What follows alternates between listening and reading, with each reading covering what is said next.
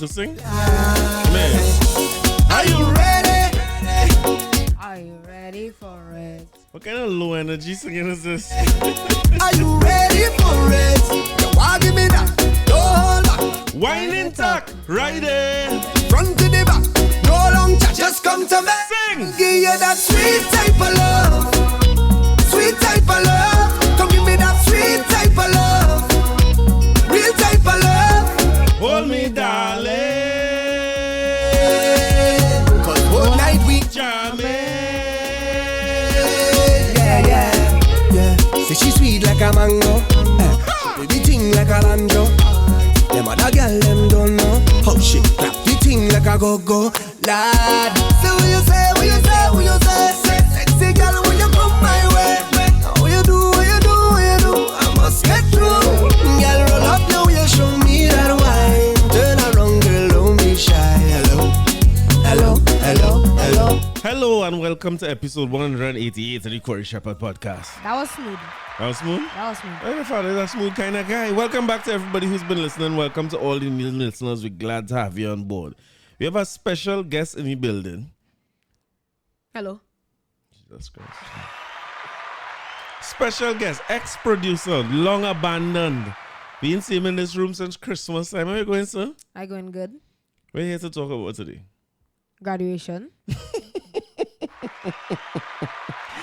So, if you didn't know, I mean, I think I talked about it last week, but congratulations to the class. You tell me now, what's the name of all the group? To the class of, how you say it? Class of B. Bagan School of Distinction. Class of? Bagan. Jesus Christ. It's a false starting kind of episode. What kind of man you make? How it go? Bagan School of Distinction. Class of 2024. Oh! That's great. You see what kind of episode this is, right? It's going to be a rough episode. You good? Cut out. You ain't cutting out nothing. We're going as is.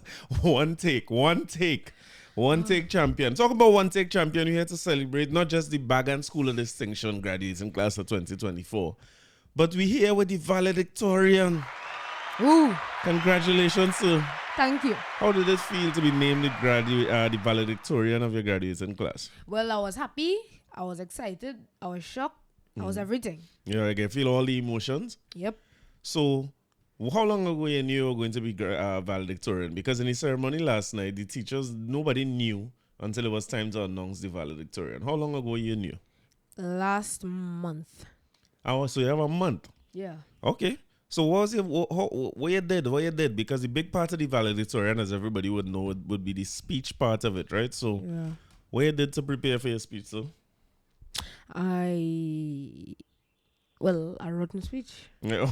But why are you making it sound so easy? Like if everybody could just write a speech.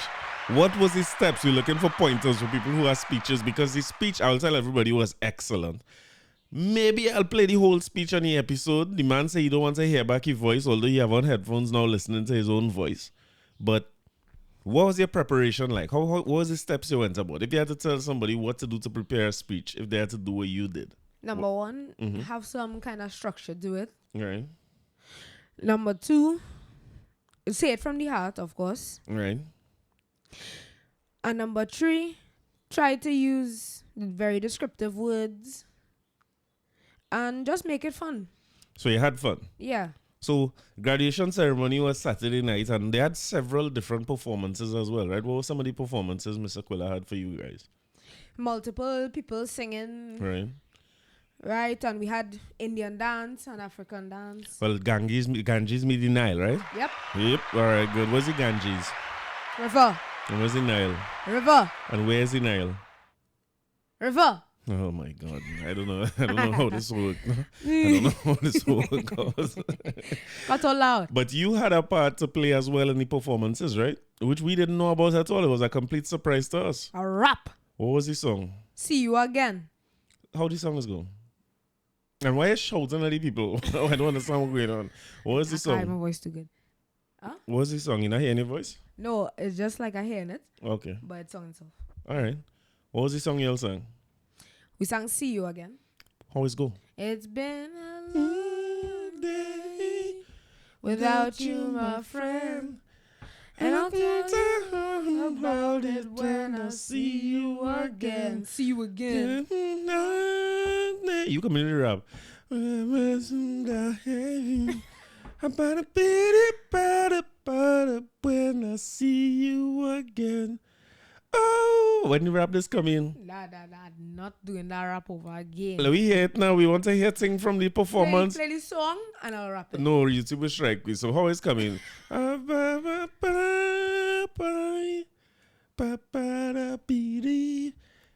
I'll tell you all about it when I see you again. One more see you again.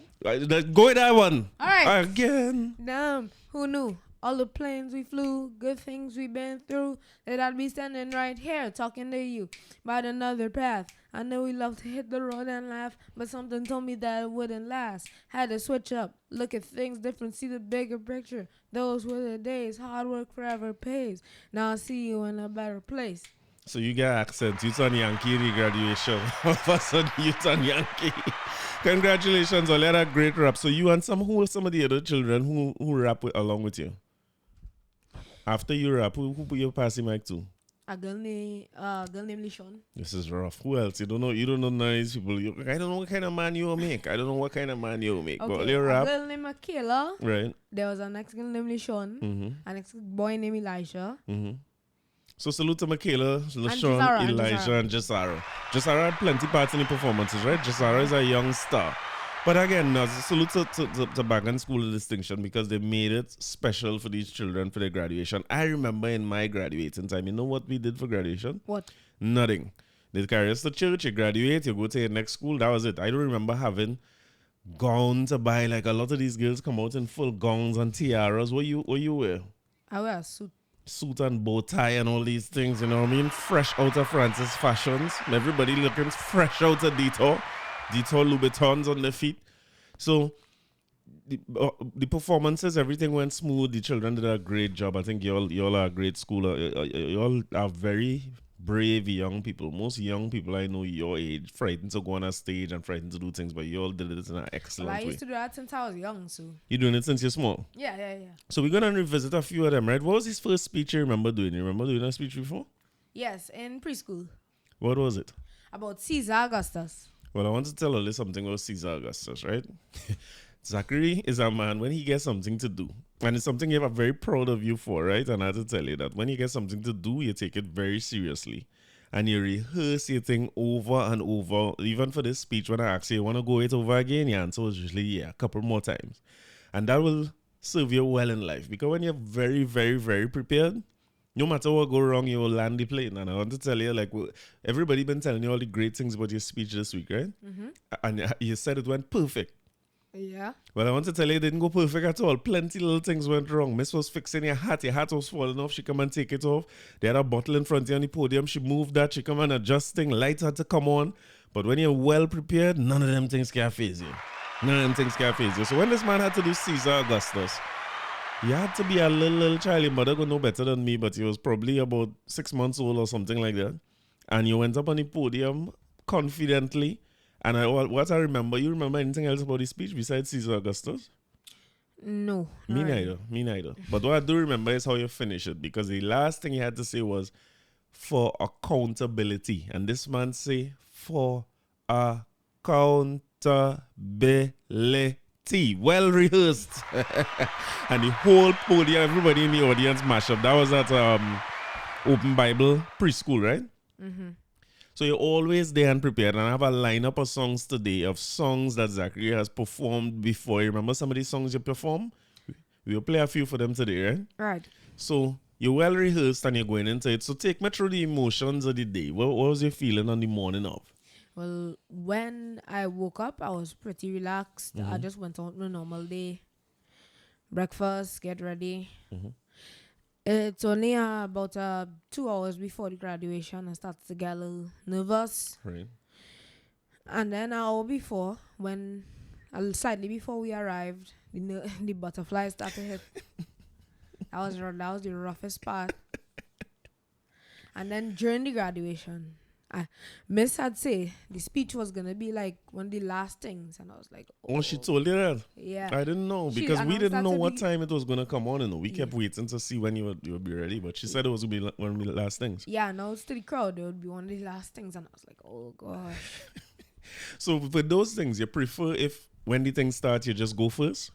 I prefer I go midway because First have a different kind of pressure too, right? yeah, first is that pressure, Right. and at the end, Mm-hmm. well, you know, we were gonna eat right after, so I was like, people gonna be hungry. Gosh, Right. they were like, So you were nervous all the way out through the ceremony, or you was cool for the ceremony? I see you and your partners liming all about all this, having a good time. well, I couldn't be nervous in front of people, but I was very nervous. Okay, I tell you, sometimes nerves is be excitement, eh? So you're excited to get on. So what was it like then when you were announced as the valedictorian? Oh, before we get to that, crossing the stage, how was that moment for you? After all these years, you went about 7 different preschool, about 35 primary school to go. This is the longest yellow belt in the history of yellow belts. People. I went two or three preschools. About 5. I went 2 primary schools. Mm-hmm. And I have 2 yellow belts in karate and taekwondo. Can't get past yellow at all, boy. I have an orange belt. Oh, it's a rough life. Rough life. I have an orange belt. So how did it, which orange belt? You have an orange belt? Yes. Well, congrats. I never hear about that. So, crossing the stage, when they announced you and you had to go and collect your diploma, again, things we never do in primary school. What was that moment like when you heard Zachary Shepherd Bab to cross the stage for your primary school graduation? Well, I had already knew, Mm-hmm. right? So I say I had to kill the nerves because that would have kind of messed me up. Mm-hmm.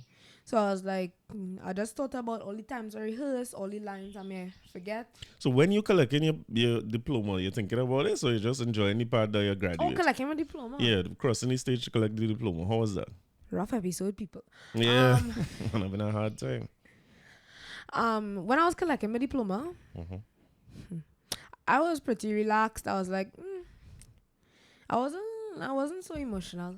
Okay. I collected it and gone. All the girls was dead in the back there. You was just dead in. Help me out. Tears.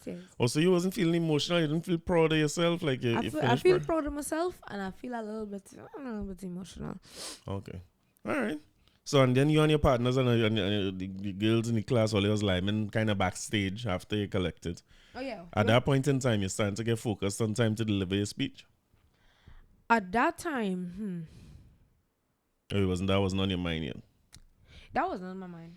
Because at that point in time, it's on my mind. Your mother's emotional, your 2 grandmothers emotional, your grandfather's emotional. Everybody's dealing with emotion now because we know you used to come up next. So when you were announced, what was that feeling like? Because none of the class, none of your friends didn't know. You was lying to your friends for the whole time, keeping it a secret.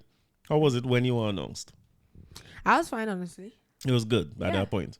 So walking up and everything, all that time, the nerves done when it's time to start? Yeah. All right, so give me the opening line of your speech now. Remember what the opening line is? Good evening. After all this talk about rehearsal, you can't remember what the opening line of your speech is? Okay, yeah, I remember it. Go ahead, let me hear it. Good evening, esteemed teachers, parents, families, and fellow graduates. Mhm. Keep going. My name is Zachary Shepherd Bab, and I'm honored to be valedictorian of Bangan School of Distinction's graduating class of 2024. It was much better on the night. I know it is happening right now. You're having a lot of false starting right now, but it was much better the last. Listen, I instantly forget that whole speech. So you don't want to look back at the speech? You don't want to, what do you feel like? We should play the speech for the Frame people? that. We're going to frame it for sure. That's something you have to keep. It's a moment that you should be proud of, right? Every graduating year of every school only has one valedictorian, and nobody could ever take that away from you. That's something that you did, and you didn't just accomplish it on the night. That's accomplished by years of hard work and several different primary schools. He's the most experienced primary school goer in the world, going to 4 or 5 different primary schools. I went. Some of them to at the 2. same time. Some of them at the same time. What? I went to 2. And a lot of different primary schools is impressive. So, how was it in the moment? Speech start, you're going through emotion, you're thanking these people and so on. How you feeling at that point in time?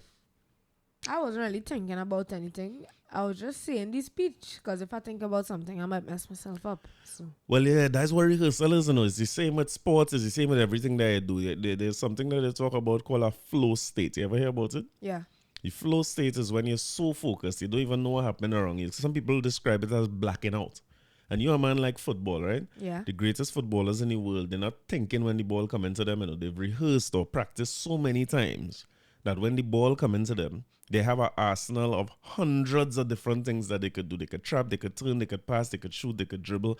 And they've done it repetitively so much times that the part of the brain that working on that motion, you know what it's called? Automatic. You're in your flow state, you're in your best performance ever. I saw it in you. When after I see you start with the opening line, I say, all right, you're good to go. Because that time I nervous too, but I say, all right, you're good to go. And how it felt in the end when it's time to close off your speech and everything. I felt relieved. What do you mean relieved? You know how long I prepared that speech? Well, a month, that ain't sounding so long. That was news. It was nerves. I don't think you had any nerves at all coming down to the end of your speech. You remember the last line of your speech? You could deliver it. Why I say nerves, right? Tell me. The first line is giving nerves and the last line is giving nerves because you don't want to mess up that last line at all. Yeah, I guess especially when everything went perfect before that. All right, so that's fair. And you found that the responses were good throughout the... I find the responses were amazing. Like what you felt like was the biggest response? The standing ovation. So you got standing ovation? I talk all my life. I never got standing ovation for nothing I ever do. All these years of talking. You know what I mean? But they say the sins of the parents is for the child. You know what I mean? What? So where we going with this? I have an episode lined up with this. And salute again to Bagan School of Distinction, Mr. Quilla and Mr. Navin. Anybody else you want to salute? You want to hail out some of your friends?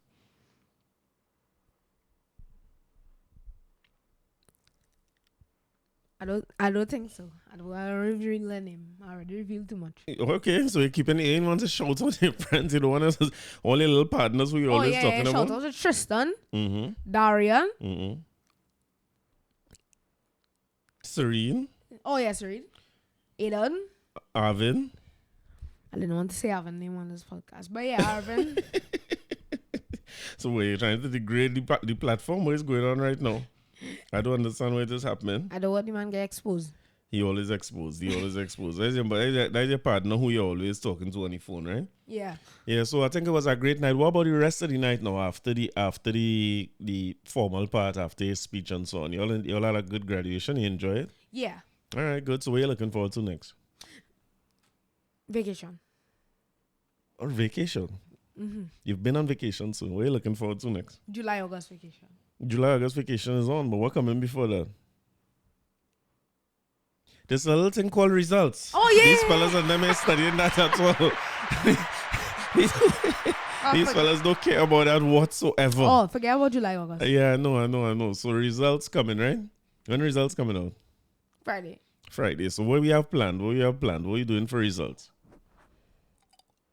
So first, I'll be halfway across China, right? Whatever. When results come out. Okay, so what are you planning to do? When results actually come out? You're not planning anything home for results? Like we don't having a results party or nothing like that? What's the plan? Well, I plan to pull out all-nighter Thursday. Okay, so what's the all-nighter? What do you mean all-nighter? Staying up all night with my two parents. You mean your two parents? Dad. No, staying up with us I go in my bed. I go in my bed. Well, they're going to keep me up all night. I'm not a young man. So, for those who don't know, SEA results were announced as coming out at midnight on Thursday night, I believe. Is it Thursday night or Friday night? Midnight. Friday night. So, it's Friday night. That's pretty much Saturday morning. I have class Saturday morning, so I'm going to keep me up till midnight, and I can't do the people class when Saturday morning come. But you're looking forward to it? How you feeling? How you feeling now that you're close to the results? You're putting all the work, your name valedictorian. How you feeling now that the results coming out? Nervous. You nervous about it? Ain't nothing to be nervous about, man. You're putting all the work. It's normal to be nervous or excited about those things when the momentous occasion. So they will come, and you're putting all the work. You do the legwork with the determination and discipline, as Miss was saying in the graduation, is admirable. So all you have to do now is wait on results. Remember, I always tell you about results. Why I always tell you about results? Sometimes you do the work and you don't get the results.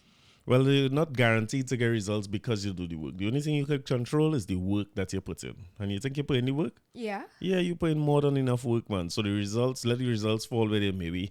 Come in here Saturday, Friday night or whenever to do an all-nighter. And the purpose of the all-nighter is to celebrate the victory of SCA. Let the results fall where they may. We come to celebrate, right? So what we do in this episode, we have some things lined up about talking because this man talk off his face at the graduation, get standing ovation and so on. Maybe I will close the episode by playing his speech. How long his speech was? 6 minutes. So you see how the man rehearsed, the man properly well know his speech where it landing and everything, you know. So yeah, you know, it take you a whole extra minutes on the night. Take my 7 minutes. Yeah, you know why? Why? So much applause. So much applause. So much as stopping for applause is remarkable. So if you want, you could hang around till the end of the episode and you will hear, I'll close with his speech. I'm very, very proud of it. All your parents, your grandparents, your uncles and aunties, everybody's extremely proud of you for what you did at graduation. So I want to play a few things here this week. One, I will start with a song that I know that I missed last week. You know what I played last week, Zachary? What? I had because it was Labor Day last week, I had lined up a whole set of songs about working, right? Mm-hmm. And I searched for all kind of songs about working, and very, very quickly, one thing you will know fast when you do this episode, right, is that people will tell you all the things you do wrong. Oh gosh. They don't too much tell you all the different things you do right and how great the episode was and all those things. They tell you them things sometime, but most of the time they call you immediately to tell you all the things you do wrong. And when you play song about work, I play all kind of work up song and all them things. And I forget one of the main songs about work, which is one of the best songs about work, which you also perform in like standard 2 or standard 3. You remember what song that is? Mm-hmm. What's this song? I come for this walk. Sign me up, I come for this work. Sign me up, I come for this work. How are you? Yeah. Yeah. Hey. I don't know. Give me the work, with the work, yeah. Give me the work, with the work, yeah. I'm looking for you to sing. You ain't singing. I come for this walk. Sign me up. I come for this walk. Sign me up. I come for this walk. Sign me up. I come for it. I come for this walk. Sign me up. I come for this walk. Sign me up. I come for this walk. Sign me up. Miss Russell, you remember that? I wanna sign my signature, cross my T's, cause I have all the requirements that you need. My resume, flawless, suitable, diverse, reliable. If you're hiring, I just want to go to work, boss lady. I come for this work. Sign me up. I come for this work. Sign me up. I come for this work. Sign me up. I come for it, boss lady. I come for this work. Sign me up. I come for this work. Sign me up. I come for this work. I never work it properly. You say I have a vacancy, I go be #1 employee. I aim to please, guaranteed. I fit and ready. Alright, yeah, well equipped. The structure, a time in it. This economy, I've been looking for work, boss lady. I come for this work. Sign me up. I come for this work. Sign me up. I come for this work. Sign me up. I come for it. Boss lady, I come for this work. Sign me up. I come for this work. Sign me up. I come for this work. I never work it properly. So put a work in front of me. And I go get in right away. I'm gonna put me back in it. For your working properly. So put a work in front of me. And I go put me right away. Oh I'm gonna Lord. put me back in it. Oh God. I'm working properly, boss lady. I come for this work. Sign me up. I come for this work. Sign me up. I come for this work. Sign me up. I come for this, boss lady. I come for this work. Sign me up. I come for this work. Sign me up. I come for this work. And I go work it properly. You remember performing that, Zachary? Yep. How that felt? That felt great. I get to walk around, perform, basically do whatever and sing the song. Yeah, you had the whole place. You had the whole place going. You performed. It was the Calypso competition for San Fernando Boys High School, one of the many primary schools that I went to, and One of the two. one of the many. And you were as guest performer. You was the star of the thing. You dress up like Kes and all these things. You remember that? Mm-hmm. You remember any other songs that you sing?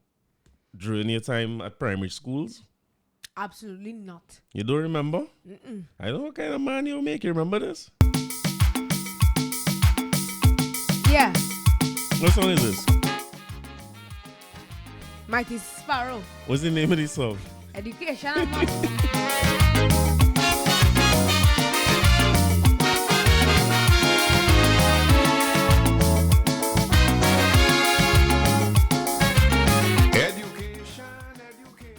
Education. Our rising Sean. needs more. Education.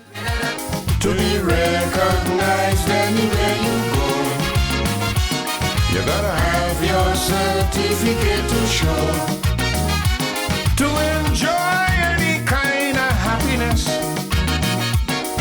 knowledge is the key to success. Children go to school and learn well, otherwise later on in life you go catch real hell. Without an education in your head, your whole life will be pure misery. You're better off dead, for there is simply no room In this, I don't know. for an uneducated little boy or girl. Don't allow idle companions to lead you astray. To earn tomorrow, you got to learn today.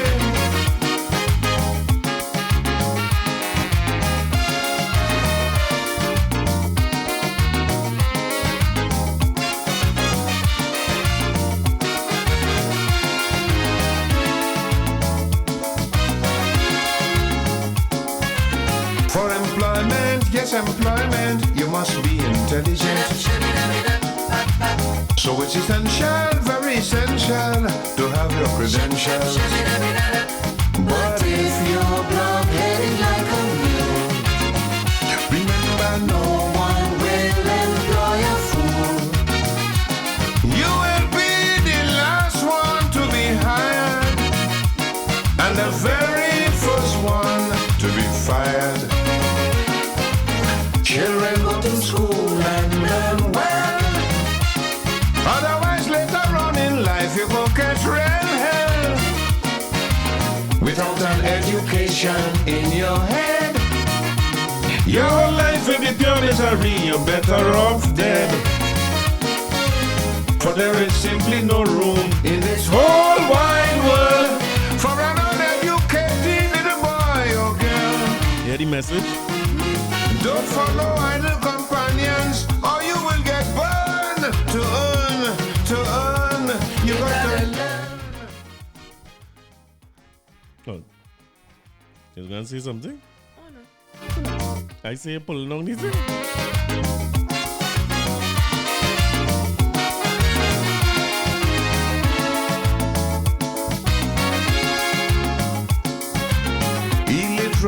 Illiteracy is man's greatest enemy.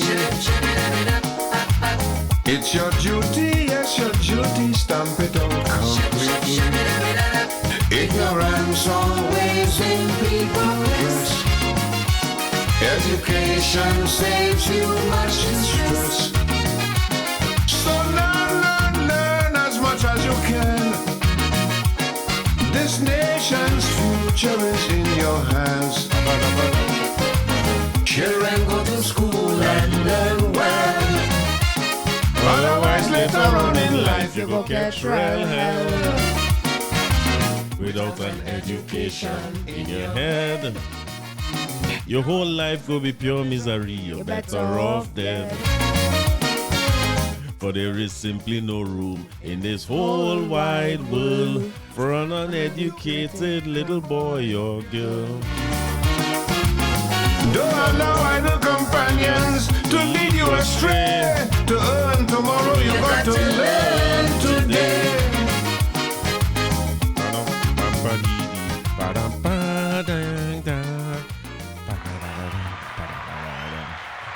You find there's a good message in the song?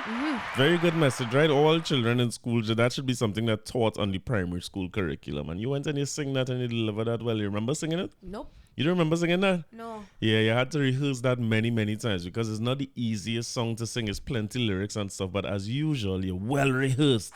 You put in the time. So I think the class was singing the whole song and you had come out and sing one verse. So that might be why you don't remember the whole song, but you had rehearsed. I think it was the second or the third verse, or maybe 2 verses you had done. Your whole part seemed familiar. There's the chorus, so the whole class was singing that to you. But the message behind the song is the important part, right? Sung by who? Mighty Sparrow. Great Mighty Sparrow, right? You remember singing another song in boys' school again? Mm-hmm. What was the song? Black man feeling to party, Ba-da, party, ba-da. party. Tonight the black man feeling to Jam, jam, jam, jam, jam. Tonight the black man feeling to Boogie, boogie, woogie. woogie. Ba-ba-ba-da. So come on, let me do it, let me do it. Oh, Lord, all right.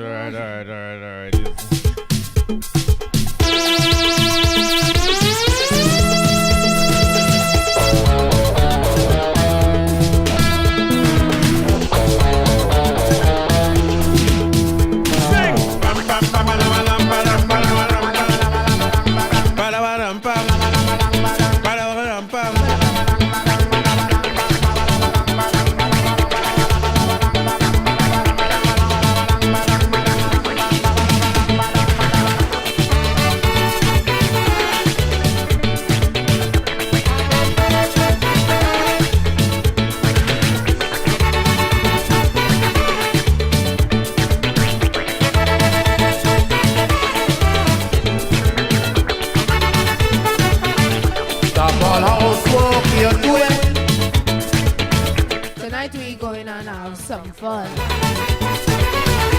I just feeling to party the way we used to when we was young. Just put on something sexy. What? Be free to move around. Make sure the children. Okay. Them on come. Tonight the black man feeling to party. Tonight the black man feeling to jam, jam, jam, jam, jam. Tonight the black man feeling to boogie woogie. So come on, out there, man. And let me.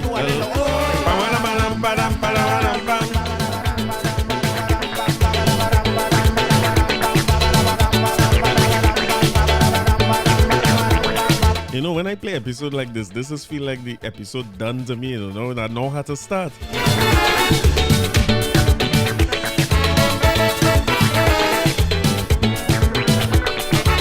Remember the next verse? Let's see.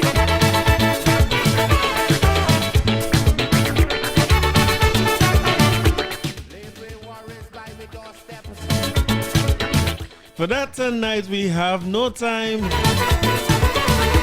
We go deal with that tomorrow.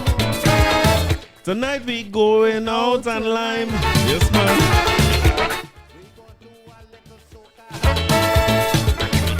We go do a little.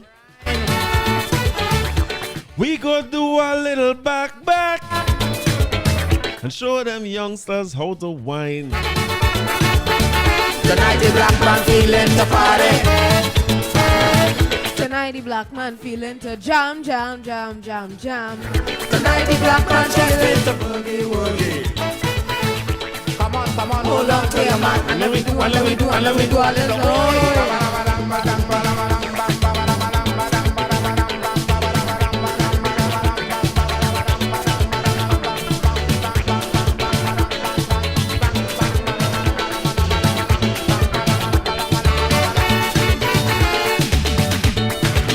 If you remember the second verse, you remember the third verse? What? You got a third verse?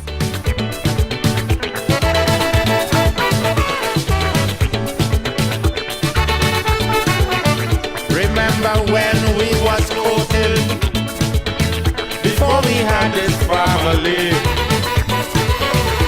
Anyway, Joey playing, 2 people short of it, there was we. But since we start having children, hands up. So tonight, my darling, we turning back the hands of the clock. Tonight the black man feeling the party. Tonight the black man feeling to jam. Tonight the black man just feel the boogie woogie. Come on, hold on to your man.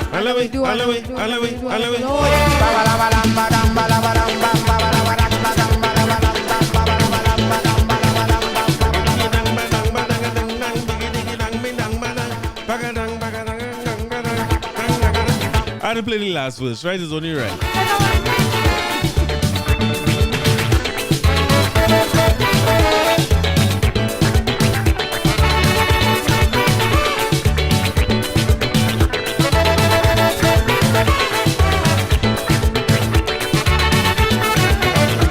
When the fans and them tell me, yes, the fine maker going fine, I just simply have to tell them, use the driving force behind. Use the one that gives me courage. Use the one that has me great. So for that tonight, my darling, we going out and celebrate. Tonight the black man feeling the party. Tonight the black man feeling the jam. Tonight the black man feeling to boogie woogie.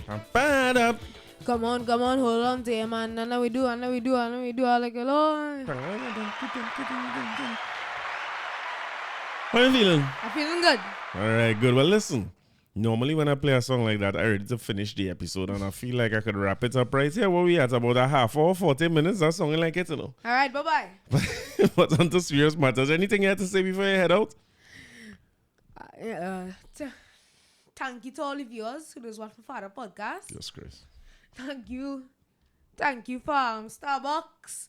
Thank you for TGI. Boy, bye. What else have to do with anything is just free advertisement going on here. I'm looking forward to Friday.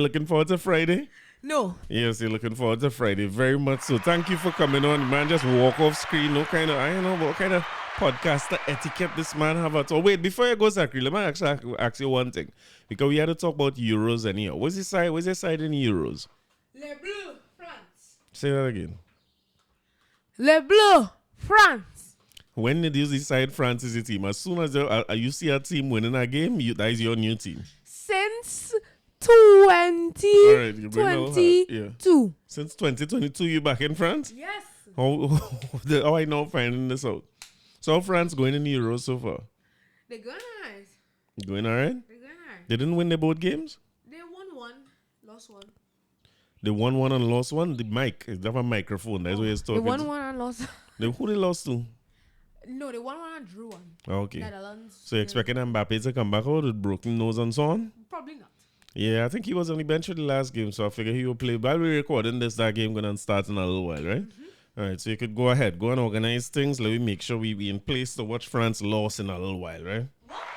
But it's the greatest time of year for mankind. Womankind, not so much, right, Owen? Women is only time to be upset. Let me organize myself here. Yeah. It's women time of year to be upset with man. Because at the end of the day, we have cricket to watch whole day and football to watch whole day. And then we have more cricket to watch whole night and more football to watch whole night. It's a beautiful time of year. And when that done and that slow down, we straight into the Olympics. And when the Olympics done, we straight into CPL. And then we back to the NFL season and the Premier League and so on. It's the greatest year. I want to tell you something, right? When you want a man to be happy in this life, make sure he living in a year ending in an even number. Once it's an even number, we good. Because on the 22s, we have our World Cup. On the 24s, we have our Olympics. You know what I mean? So we always have things to do and things to watch and them kind of thing. But again, salute to Zachary and I wanted to, he will always be featured, right? I know people be asking for him and asking about him and how he going and them kind of things. So results coming out on Friday. And it's typical for us to talk about common entrance and the it's not common entrance. I keep saying that it's SCA and the issues that go along with SCA, but I always remember something in listening to salute to Naldo and Jude from the Alternative Perspectives podcast. And I remember Jude saying something that had really changed my perspective on it. My theory is that these exams should be abandoned, right? I don't think it's very useful. I think our whole education system needs to change. When I watch the graduation ceremony over the weekend, they have some things that are very, very clear there, right? Well, let's assume that if you want to broaden the definition of a skill or a talent or a success, you could have that in the arts, you could have that in performances, in culture, in academics, in sports, in oration, whatever it's called this way, because Zachary is a very good speaker. That we went through. I had to tell you this, right? When he was in preparation for his valedictorian speech, one of the first things I was like, Zachary, you have this thing to do. I'm not seeing you practicing. I know what you're writing your speech, what you're doing. And he said, Daddy, I write it already. And I was like, how you could possibly write a speech in a day or two? And he's like, well, ChatGPT. So he kind of highlighted the things he wanted to say and basically put that in ChatGPT and say, make this into a valedictorian speech for me. And it was his first draft of the speech was really, I mean, we're in a different time, you know. And it's something that I had to get used to, because if I had to write a speech right now, there's no chance of me going to ChatGPT to do that. I would do it and structure it and so on. But I've done this many, many times before. And I mean, I'm talking for minimum 2 hours a week here and probably more hours a week in class, right? So I do my 10,000 hours where talking is concerned, right?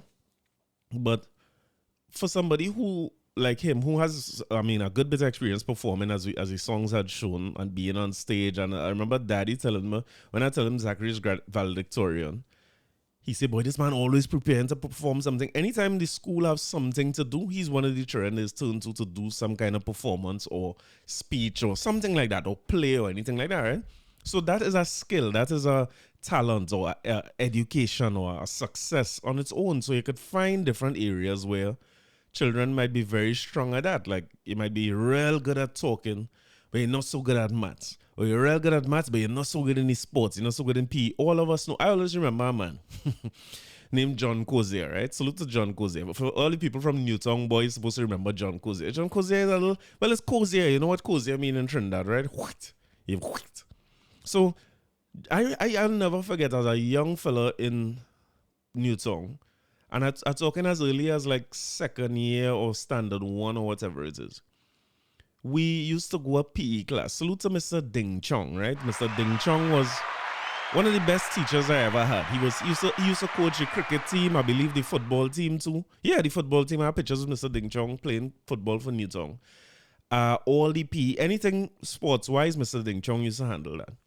And one of the things we would do is PE was in the back of the school, for people who remember, right? I see a picture going around. Salute to the Newtown boys, who trying to do a reunion. And I think the years they say was from 1987 to 1995 or something like that.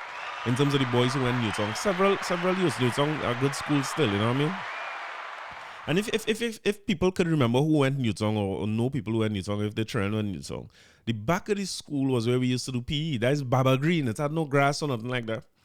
And one of the things Mr. Ding Chong used to carry us through, and somebody will call me and remind me about the PE teacher, because before Mr. Ding Chong, they had a older gentleman, a dark-skinned fella. I can't remember his name at all, but one of the drills they used to carry us through, they used to hold a hula hoop, and you had to jump through the hula hoop, right?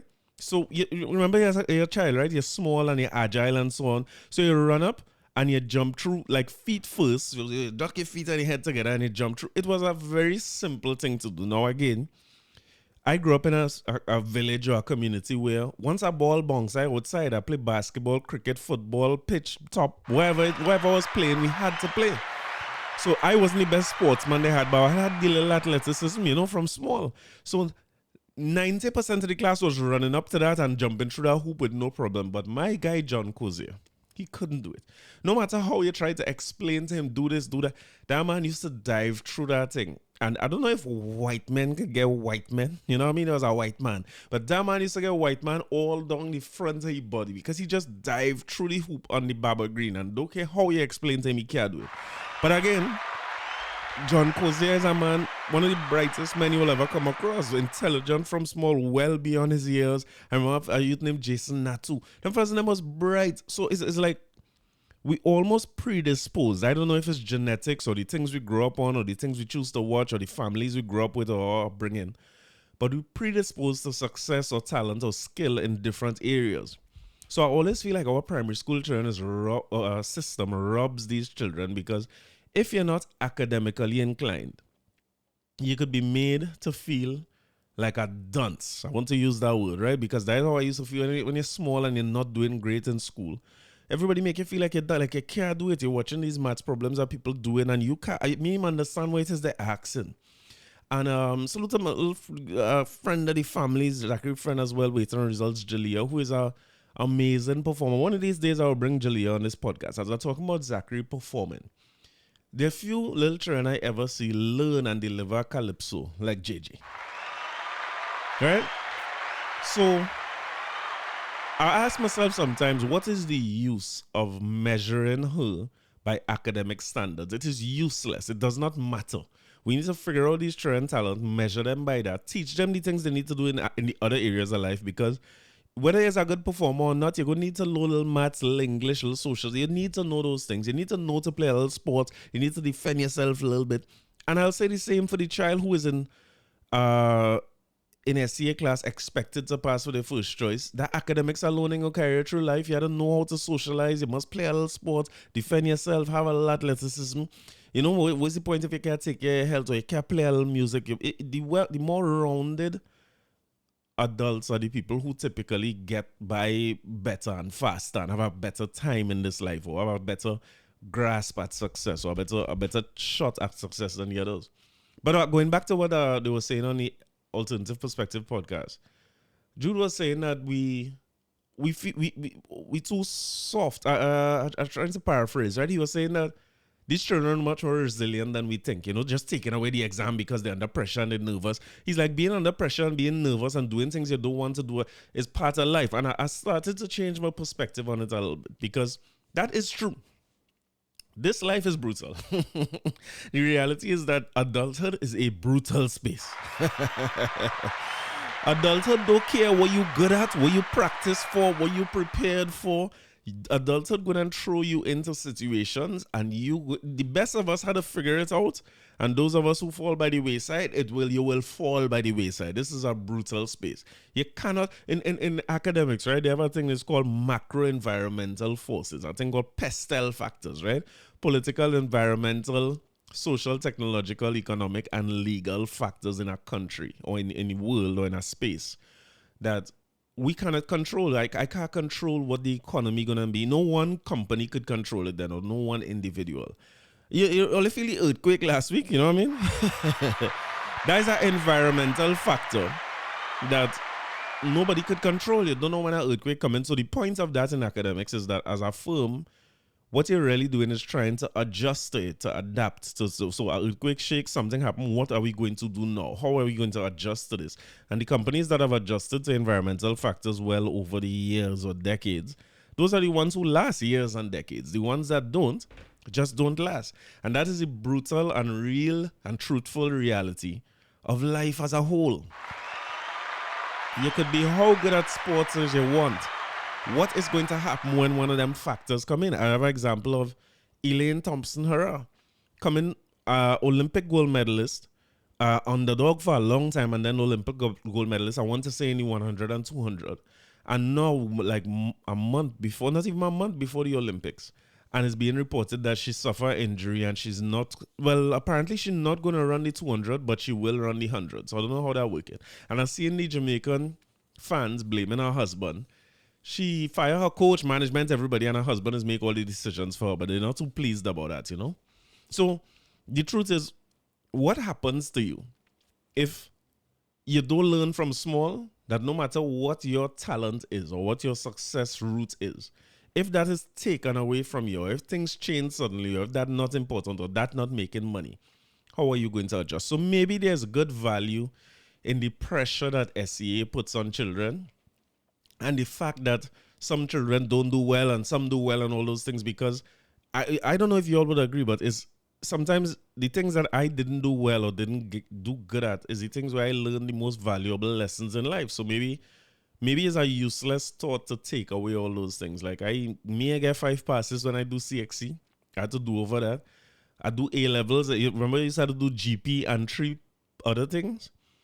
I only passed GP and 1 other thing. I had to repeat that too, and then I get to UE and I figure out some things, and you know what I mean. And I failed course like hell in UE.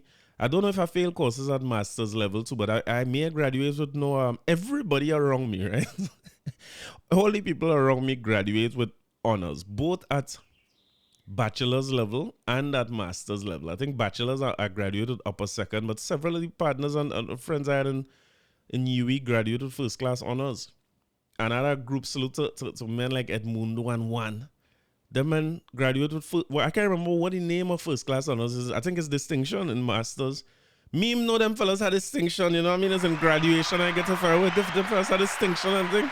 Me barely passed the courses on them that they put out there for me. But again, we wait here for Friday, and again, best wishes, best of luck, all the success to all the children who did the SCA exam. I think the success comes from doing the exam itself, and whatever path they end up on.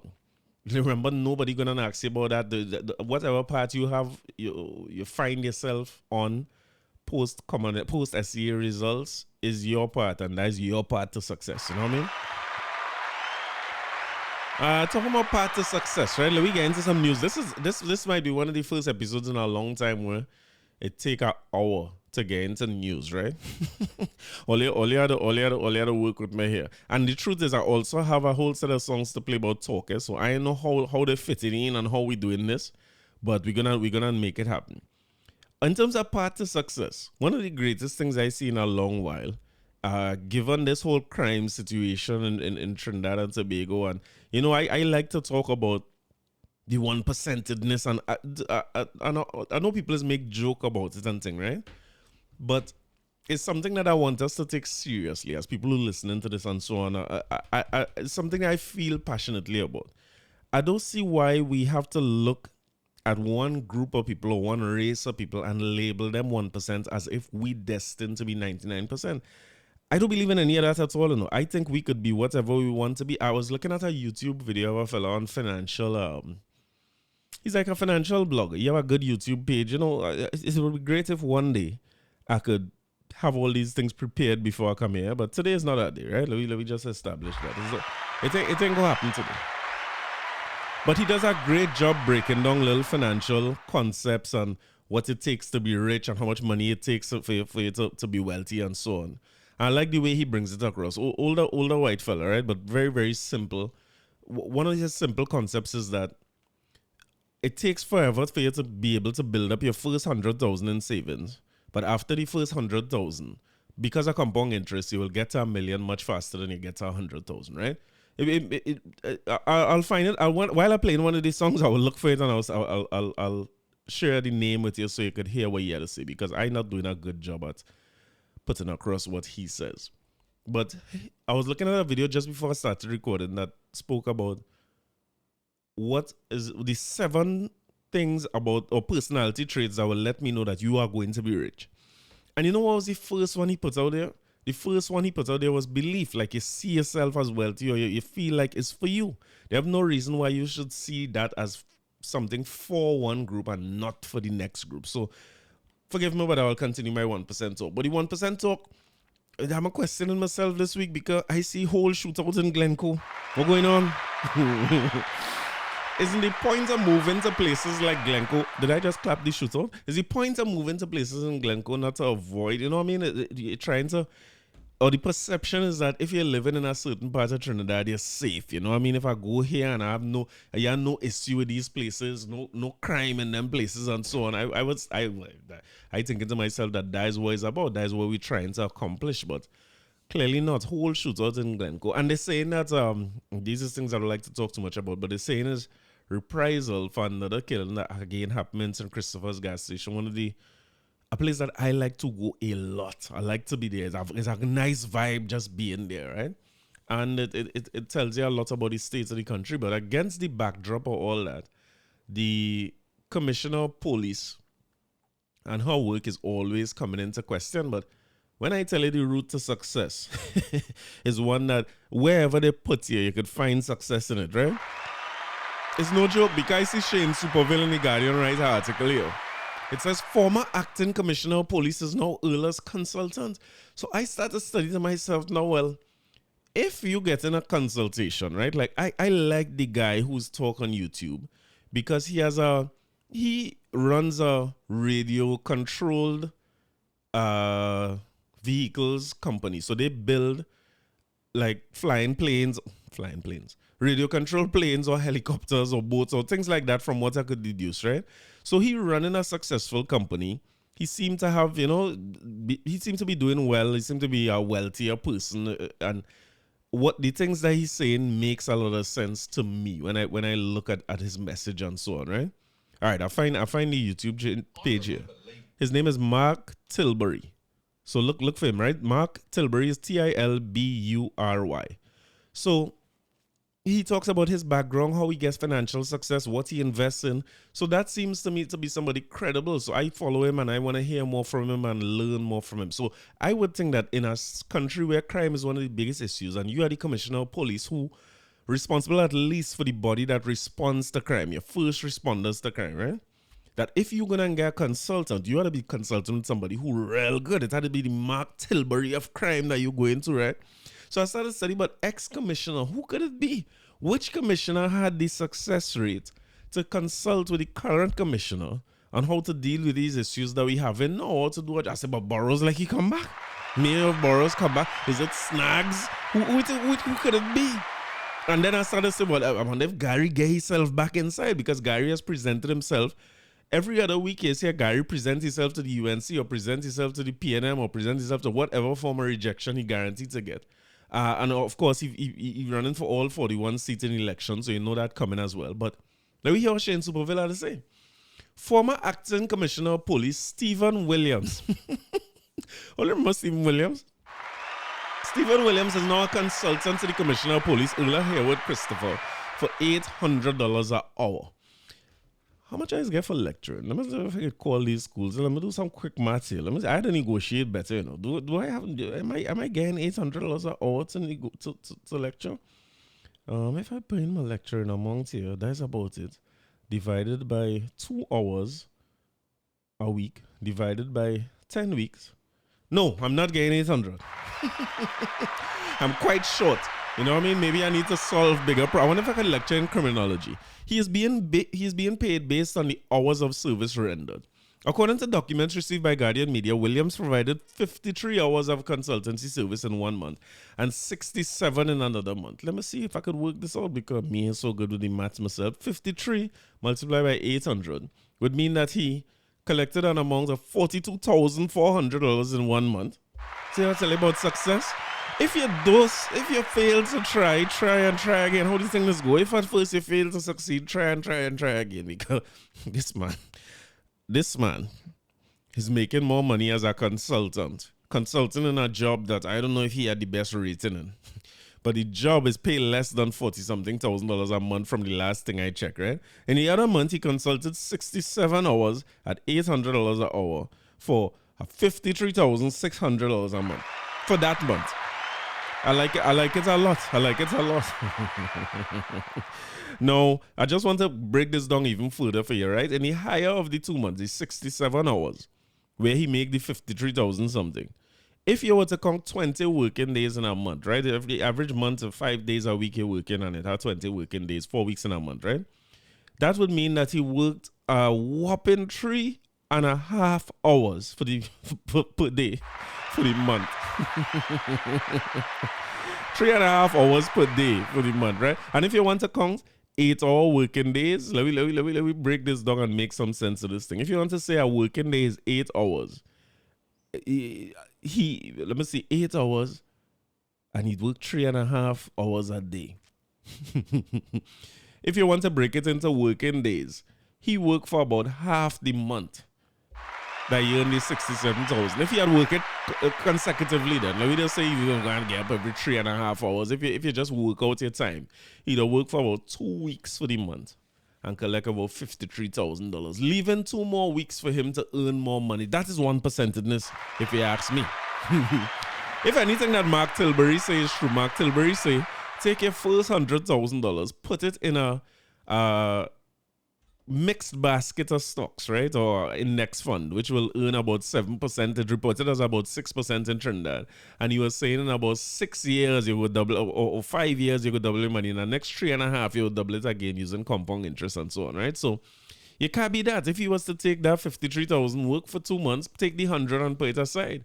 Or if you want to count 100,000 in US, he could just work for a year worth of this. You know? If he work for a year worth of this, he has 100,000 US and he good to go. You can't be this. Those earnings were for June and for September. He told Guardian Media last week that he was a consultant and not an advisor, and the difference between both roles are significant. In December 2023, Williams rubbish claims on social media that he was hired as as Haywood Christopher's advisor. I haven't been hired by the commissioner as an advisor, and that's as simple as it is, Williams told media at the time. Last week, Guardian Media approached Williams with the documentary evidence of him being paid by the Trinidad and Tobago Police Service. He admitted that he's providing consultancy services for the commissioner. He said advisor is different to a consultant. If I was hired as an advisor, I would be on a month. If I was hired as an advisor, I would be on a monthly retainer salary, and I would have had no monthly retainer salary from the Commissioner of Police, and nobody could say anything different to that. I've provided the Commissioner of Police with consultancy services on particular matters. In other words, I'm not getting into what matters there. And I've been paid by virtue of the hours given in service for those consultancy services. He did not elaborate on the nature of the consultancy, but he described it as police-related matters. Once he described it as that, I can't really ask you no more questions. Police-related matters, private, right? He pointed out that while he has offered services of lectures and training workshops for different branches of the Trinidad and Tobago Police Service since his retirement, this was the first time he was sought after for consultancy services. In addition, he said he had provided other lectures and seminars free of charge for Haywood Christopher and her predecessor, McDonald Jacob. And while Jacob's predecessor, Gary Griffith, did not directly approach him, Williams said he was contacted by Griffith's subordinates during his tenure as Commissioner of Police. During Commissioner Griffith's term of office, many of his staff would have contacted me for guidance and advice on numerous matters, which I gave without making a fuss. I didn't say, well, Commissioner Gary Griffith said this or that about Williams. It is about trying to help Trinidad and Tobago and the police service, and anything I could do in that context, I'll do. I appreciate that. I appreciate his help. I think his help, I mean, I say it jokingly, right? Because he was the most popular commissioner he had. But the truth is, who was? So if you could go back and provide consultancy services, even if it's to help a sitting commissioner understand the way the forces work or the services work and those things with your experience, then why not, you know? You see people like Ken Gordon and them as examples of people who work in corporations, and then right now their life is about consulting, being on several boards and so on. That's basically what they do. Noel Garcia, Ken Gordon, Jason Julian is a young one coming up like that. You know what I mean? Them fellas and them spend a lot of time in industry, and no matter what you say about their tenure or their success levels where they were, the experience is something that you could be paid for. So I'm looking forward to that myself, you know. Me know what exactly I will consult on, but working on everything I could work on and get as much information as I could get. So the consultation thing will be my retirement work, you know what I mean? If Williams could consult with the commissioner, who is I? But clearly, the commissioner didn't take too much advice from Williams on this issue, because a businessman from Penal has been given a green light to sue Police Commissioner Erla Haywood Christopher over her delay in deciding his application for a firearm user license. This is from Derek Achong and he said Guardian, right?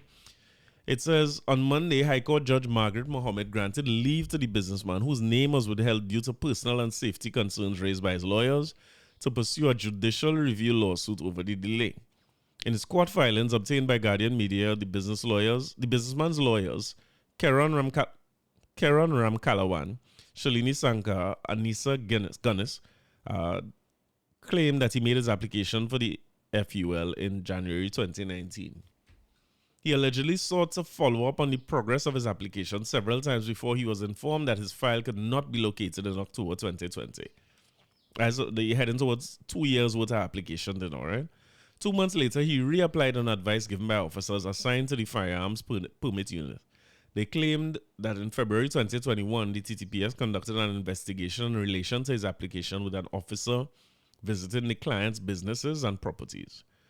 The intended applicant was notified by said investigator that he had no objection to him being granted a provisional license and so had recommended. They claimed that he subsequently sought another update and was told that the file was awaiting a decision from the police commissioner. After that, he's received no response. The businessman made an application under the Freedom of Information Act. There has been no response to the Freedom of Information Act request to date, Gunner said. While the businessman's lawyer accepted that under the Firearms Act, there is no time limit prescribed for the Commissioner of Police to render a decision, it should be done without unreasonable delay based on the provisions of the Interpretation of Judicial Acts Review Acts. Delay where it arises does not accord with good administration and is justifiably recognized as legitimate grounds to warrant judicial review, Gunner said. Administrative decisions by administrative bodies directly impact upon the rights of citizens and must therefore be exercised in a way that is fair, just, and proportionate. I think there's an important case for all of us to follow, right? And it speaks to not just the firearm user license application. It speaks to the way the government is just a body that we hold responsible for governance, and they are allowed to pool our collective tax dollars that we pay and distribute resources, right? Economics has some theories about how our country is run or how our governance, how our economy is run, right? And they used to talk about a free market economy where demand and supply is determined who gets it. In a free market economy, there will not be any license on things like guns. There will typically be demand and supply. If you could afford to pay for a gun and somebody wants to supply that as a business, you go, you buy it from them and you keep it. So you will see the US operating more like a free market, right? Where it's basically demand and supply. The idea is that the government does not get involved. Of course, the US is not a pure free market economy. They have several ways that the government gets involved in day-to-day activities, but generally speaking, it's run by the demand and supply over there. Command economy is one where, like North Korea, guess who is decide who get resources in North Korea? If you had to say in a free market, demand and supply is determined how resources are distributed. Who gets what is determined by who could pay for what, right? In a command economy, guess who determines who gets what? The government. So, what you name? Who in charge of North Korea? Who in charge of Russia? Who in charge of Cuba? These countries, they have a sovereign leader, and the sovereign leader determines how resources are distributed in the country. And then, of course, a mixed economy is a mix between the free market and the command economy, right? So we live in a mixed economy where there are some things that they leave up to demand and supply, right? So if you want to buy something, you can be pretty much free to buy and sell whatever you want in Trinidad, but with some limits. And the limits come in where the government puts sanctions, licenses, all those different things in place. It's really just the government controlling what we can and cannot do, what we can and cannot use, what we could drink, how much we could smoke, what we could drive, what we could use a gun and protect ourselves. All those things are determined by the government. So while they have the free hand that the market operates in, the government also intervenes to provide what you call public and merit goods, right? Public goods is a problem because no business don't like to invest in public goods because I can't charge you. It's goods that everybody could use and I don't have any way of charging people for it. So you see like street lights, that's pretty much a public good. Anybody, unless I could determine who drives on that road, everybody could be able to use the street lights. So nobody wants to invest with me and put up my money and say, well, all right, let me put some street lights in South, you know what I mean? Let me put on some street lights and see if we can make some money. Nobody investing in that, right? So the government is getting involved to provide those things. So if you notice driving interstate in the US, if you drive, for instance, from Florida and you start to head north through the Carolinas and so on, you'll notice that when you're on interstate roads, it's dark like hell. They don't really, no taxpayer want their dollars going into no public good that nobody not living there could enjoy. They would rather put their money into what you call merit goods, where it's not that you can't charge people for it, it's just that society is better if those things are provided. So you see, like providing an education or some basic healthcare, supplementing healthcare or subsidizing it so that people don't have to pay for healthcare, providing some level of free education, even if it's for just the people who can't afford it. All those would be considered merit goods. But in our economy, government pays a lot. So we pay a lot of taxes to enjoy both public and merit goods, right? That's what we agree on. And we when I say we agree, we seem to be comfortable in a mixed economy. I would say that we seem to be comfortable in a mixed economy that leaning a little bit more towards command, where the government have a huge say in what we can and cannot do and who gets what and who works where and how, when elections call, the government have a lot of say over those things here, right? So in this economy, and I'm using the FUL license and the lawsuit that's going on now as something that we should all pay attention to. Because there's this looseness that goes into government services that we seem to not be bothered by. So I could apply for FUL and the process itself has no timeline. That's not right. If it is legally, I can own a firearm. The government say the rules under which I could have a firearm, right? I had to be mentally and physically stable and good enough and so on, like MUTX. My wife had to sign off on that to make sure that she ain't get some shots, you know what I mean? Things like that. And my household had to be a certain level where I could hold this thing and maintain it. I had to be doing a business or something that have enough cash to warrant the need for protection or protecting myself, or I have land or whatever, livestock and so on. If the law outlines what can be done for me to get a firearm, I'm not understanding why we don't put a timeline to it. It seems as though we write laws and we write policies and rules and things in this country, and we write the loopholes right into it. We don't like to tighten it up. We like to say you apply for it and within a year you have to have it. The truth is that administratively it could become a burden and it take more than a year, but setting the deadline is somewhat of a stake in the sand. So at least we know what we're working towards. So if it go over the time, I could say, well, all right, I could understand if it go over a month, 2 months even, but I can't understand where they have no timeline whatsoever. It's like, whatever. Whenever you get it, you get it. If you ain't get it, you ain't get it. So whatever you were trying to protect, you could potentially continue to lose this thing until the people get the act in order and when they could get to your application. Remember that one of them things you're trying to protect is your family, right? So you could lose that thing based on where we're going. You could take all your money and go and live in Glencoe. You could go and live in all the one person. You could hide. You could go be in a gated community. Nothing. It have no safe zone here. Because even if you're living in the most gated of the gated and you're passing Christopher's to get some gas on your way home, you could be in the midst of a shootout. You understand what I'm saying? You could be followed home and robbed. All these different things. You see in gate, some of these safe. I remember reading about something in Sinclair place. I would love to be able to buy a house in Sinclair and live there. One of my dreams. And people going in there, next thing people tie up and they shoot out in the yard, and there's no way. So if you the way these policies set up, why they're not tight? Why can't it tell me that when I apply, I must get a response by 2 weeks. Within 6 weeks, you will get this. Within 10 weeks, you have the provisional. Within a year, you have your license.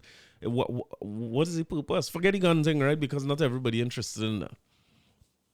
When I build a house, I had to go by a building inspector. I talk about this story here many times. I had to go by a building inspector who come in here to inspect to see if I do the things. An important process, right? Because if I build a slipshot structure, it could affect my neighbors. It could affect everybody. It could be life and limb for me and my family and so on. And if I don't know nothing about building structure, a contractor could do that for me. When I pay for a good structure and I get something slipshot, things start to tumble down on me when earthquake shake. Or my partner say, when there was a seismic event, you know what I mean? Sometimes I had to live and learn it. When there was a seismic event, my building fall down on me now. A building inspector would be an important thing so that the government, again, a merit good, right? We're paying tax for this. This is a merit good. The government sends somebody in every corporation or every whatever district you call it to come now, who I would assume is a civil engineer, who have some way of verifying good. Well, at least you follow the rules here. You build what you say you're going to build. This structurally sound. This kind of fastener. This lintel good. Whatever the hell they look at when they do them thing. The ring beam strong. The foundation good. The column. Whatever the hell they look at, right? That's a good thing for us. I cool paying taxes towards things like those. But again, the system's so loose The system, so there's no specific time outline that says the billing inspector had to reach by you within X amount of days. And by X amount of days, you should have a completion certificate. So I find myself in a vortex of bridging interest. Boy, let's know, it's one of the most difficult financial periods I ever lived through. I was 6 months worth of bridging interest I paid. Almost like as soon as my salary come, the whole thing going in bridging interest. Because the corporation has some kind of issue that nobody can explain to me why it happened. And I caught up in some kind of battle between the corporation and Buddha, I think was the mayor. So I caught up with them now in some kind of racket that they're running. Or not they running, sorry. Some kind of racket that happening within the borough between them and the contractors in the area. They suspect something going on, so they halt on their own accord all completion certificate. And as an innocent citizen who have nothing to do, me never bribe nobody to build no house or bribe no inspector to look at nothing and give me nothing faster, no valuator, no nothing. I doing whatever the sheet say, I following that. And I in this vortex of paying bridging finance interest. So whenever I get paid, all my money going out in this interest that not benefiting me in any way before I could get my completion certificate to start my mortgage. So it's things like these, like the society seem to be okay with these loose things. Like you could print some of the biggest businessmen and some of the biggest contributors to the tax coffers in the country, as well as the philanthropic work they employ and hire lots of people. They've done so much for culture, for entertainment. You could just print their name in the papers and say, them fellas win, we could garnish in their account and them kind of things. But they wouldn't print and ask them about them same two men if they submit a VAT refund form. How long it taking them to get the money? You cannot get it, right? I'll tell you. If you submitting for a VAT refund, you're not getting it. I don't know how long it takes to do a VAT refund and those types of things. You submit your personal income tax. There's no deadline on the return. It's whenever you get. So the society seems to have accepted these loose type of arrangements where it's like, if we get through, we get through, and when it come. And so it's good that you have at least one person who willing to go the legal route or take some sort of control or request or require or demand some answers from the powers that be, not just for the sake or the selfish nature of their own application, but for us to look at the process overall so that we could see why culturally we accept that is whenever. Again, I live in Jamaica and I could tell you, like, some of these things is not no whenever, no? But a lot of these processes faster, they have specific timelines. Some people who live in here, who from here and listening in the US and in Germany, places where time is important, Canada, in London and so on, you all could tell me, like, if the processes in those countries just have no end date, no real timeline, it's just like you apply for this and is whenever. To me, I would hazard a guess that in those societies, if it's not instant, and they will tell you within 24 hours, within 48 hours, within 2 weeks, it's just like whatever. And we have a ease with which we telling people, yeah, that would take like 3 months, right? You go in the corporation for something now, you say, yeah, that's like 6 to 8 weeks to get a document. And maybe some of this are personalizing, right? Within the next month or so, I will tell Oli why I'm personalizing some of this. We're going through a process here where I had to get plenty government document and it bothered me, right? But let me move on to food prices. I see it again in the Guardian from Gisha Kaulesa Alonso. Is it Marlene Atz or Avalon Atz? Marlene Atz. Is it Marlene?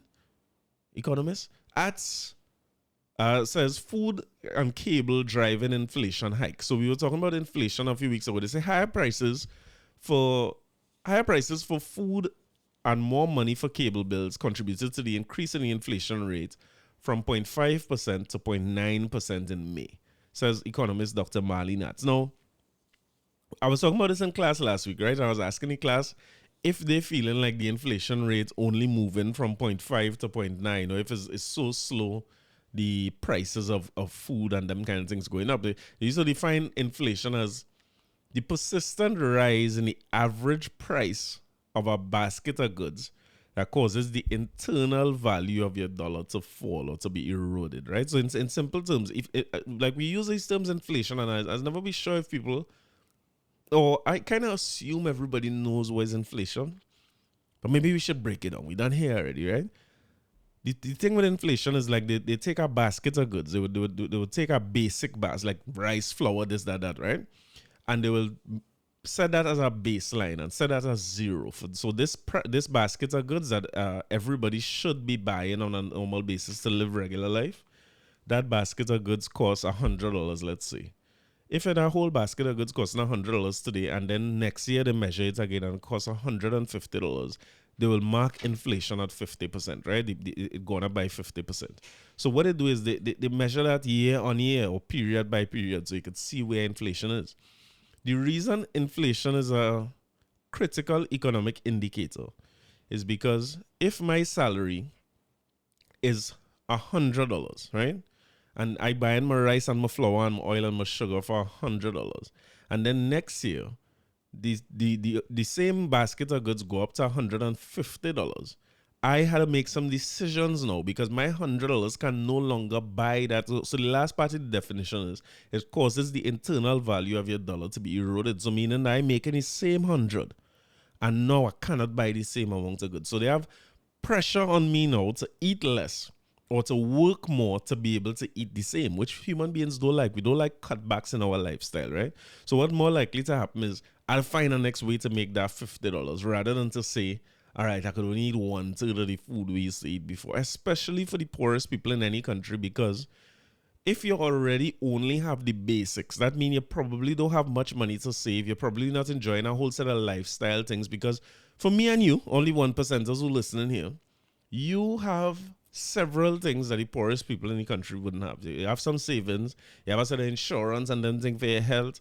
You also have several lifestyle things that you do. So if the price, God forbid, go up by 50% or that costs you to run your lifestyle, you could cut back on the Benzes, right? You could cut back on the Benzes and the Lyman and the Frenzes. You have a lot of fat built into that, right? Less trips and all these different things. But again, for the poorest class of society. So inflation is something that will always be measured and talked about because if the price of the basic goods going up, it pushes up the price of everything else in the country. Meaning, your salary could buy less and less and less over time. And it's an issue. So you're going to cross the trade unions to act up and then they will push up your salary, but it does not matter because when your salary go up from the 100 to the 150 now, it puts more pressure on the prices of them same baskets of goods because it's the same amount of goods that have in the country that is more money now chasing. So now the goods going up to 250 and you actually get an increase in your salary, but you end up worse off, right?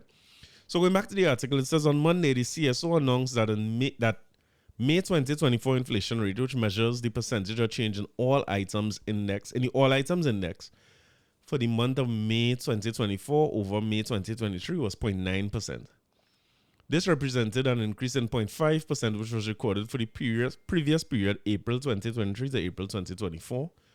This is a month-on-month increase by point. Well, yeah, well, this is much more felt than I would have thought.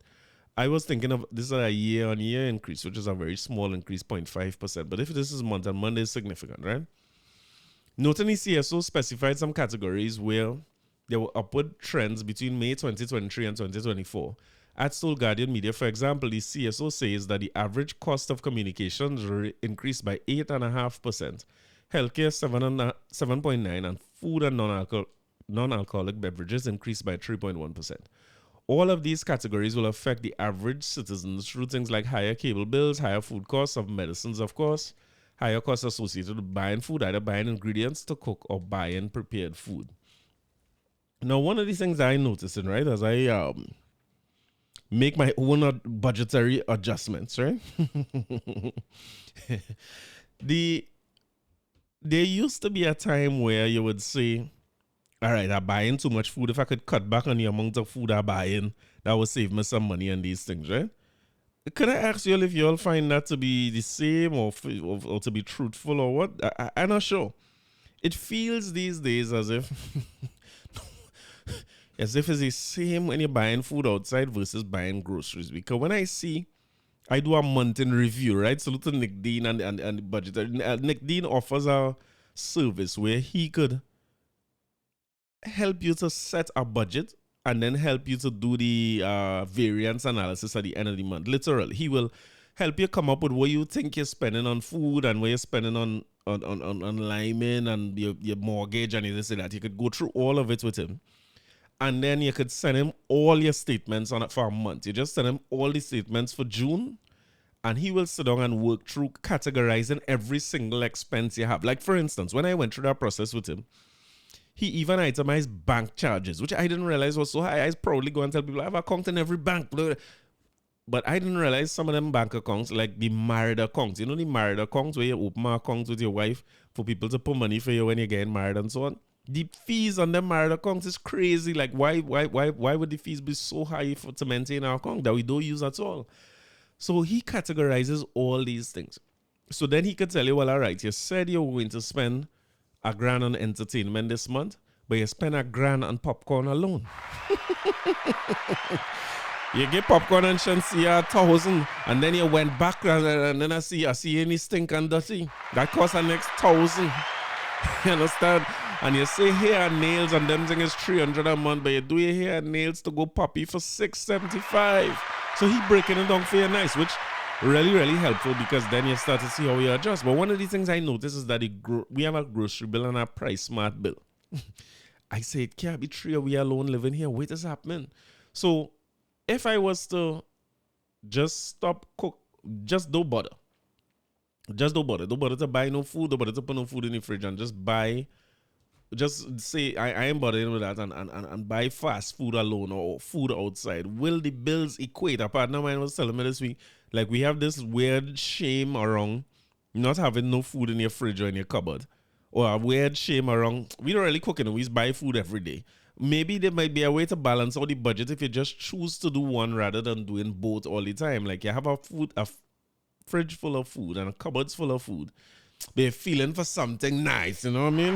I feel like I need something nice today, especially on a month end. When you see month end come, I just always feel like I could eat something nice that food drop go bring.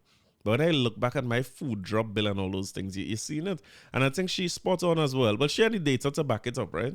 But one of the things that she's spot on with is the cost of communication. Like this cable cost, cable and internet and phone that is selling us. I'm starting to realize this starting to pick up a chunk of my budget on a monthly basis. It's like, because it's not just the phone bill or the internet, which you have to have. It's a subscription for this subscription for here. You want to have a Patreon, so you want to have Netflix by this one. The little boy here Roblox by this. PlayStation taking out $100 or something. These little things that for cable, internet, and entertainment and so on, they're starting to do a little creeping dance that we have to be careful of. But inflation again is something that you're probably going to hear a lot more about over the next year as we get closer and closer to election, because it's one of those things that could be a swing, at least by us. When it's Trump and them fellas just talk about abortion rights and all these different types of issues, societal issues, because them don't have enough money already. But we here still talk about things like the inflation rate, the unemployment rate, how much road get paved and how much road fixed and so on, as key indicators for what is good governance. So you'll hear more about the inflation rate over time. Now, I did promise you all that in this episode I was going to play some song about talk, but of course I talk too much and I forget to play them, so let me play one now.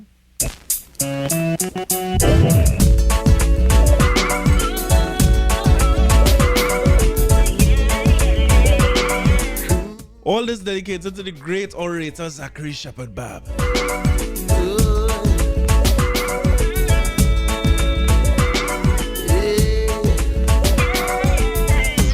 People say my girl is ugly. They don't know what is ugly. Oh, yeah. I know my girl is pretty. Yeah. 'Cause I know what is pretty. I said ugly is skin deep and pretty is skin deep. I said they look on the outside, so they don't know the inside. So they don't know my baby is a hell of a lady, and she is my Cinderella, and I love her so yo. She is my Cinderella. I want the world to know I love my girl and the girl love me.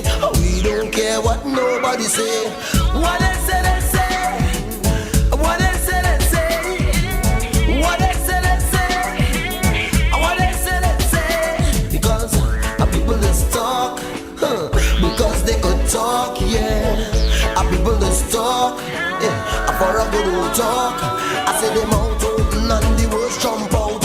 Some of them want luck for them out. They talk down the road and they gone round the bend.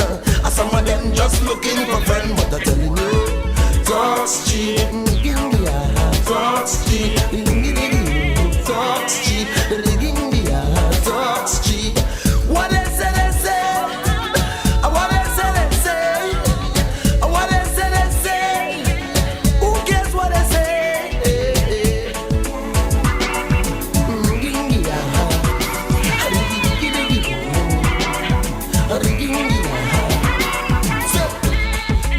My girl ain't pretty. They don't know what is pretty. No, no, no, no, no, no. I know my girl is pretty because I know what is pretty. Yeah, man. I say pretty is kindness. I said that pretty is sweetness, and pretty is loving. I said that pretty is caring. So they don't know my baby. She is my Cinderella, and I love her so, yo, yo, yo. She is my Cinderella. I want the world to know I love my girl and my girl love me.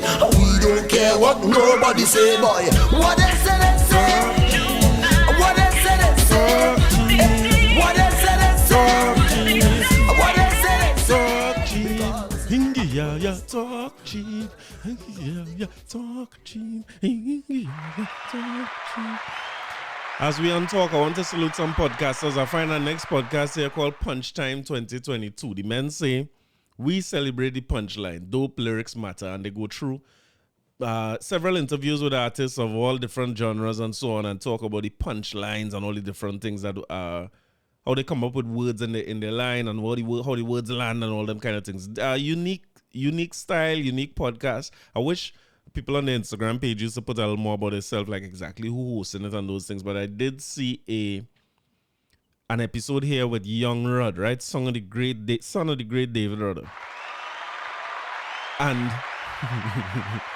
basically the host telling Young Rod that David Rudder had a punchline against Jay-Z, or it was a diss track when he say Jay-Z come to Trinidad and throw money for people and them kind of thing. I think, was that song the Chant of a Madman? Was it Chant of a Madman? Am I right about that? But it was a unique take on it. I never hear this. I don't know if this is what you used to be discussing, but I never hear people say Rudder had a diss track against Jay-Z because he say American rapper they call Jay-Z I hear a madman ball as he lie here on a wall. I hope I didn't remix two different songs there, right? Like how the West Indies anthem remix Rally Round the West Indies and High Praise, right? But salute to the people who doing the Punch Time podcast. And I have a next podcast to tell you about too. I've seen it on week 1. And it's two people who I follow and admire. And I hope that they continue it and we get some more insights into their life because they seem to be two very, very interesting people from everything I could see. But before I get into that, I had to play the talk song that my boy requests himself, right? Yo, Teddy, say what you want to say. Something on my chest, I want to express it. Let me ask you a question. Can I say what I want to say? I want to say what I want to say. Can I say what I want to say? I really want to say it. People don't know you, but they won't judge you. They talking about you. Must be something about you. Smile in your face and talking you bad and making up things that far from the facts. While you're talking and talking and talking about me, I'll be pressing on, doing my thing. I'm telling you, please don't judge me. God don't put you to watch me. He don't like ugly, so tell them keep their eyes off me. Off of me, off of me, off me, off of me, off of me. Keep on talking. Yo capale, vale, vale, vale, vale, vale, vale, vale, vale, vale. Talking.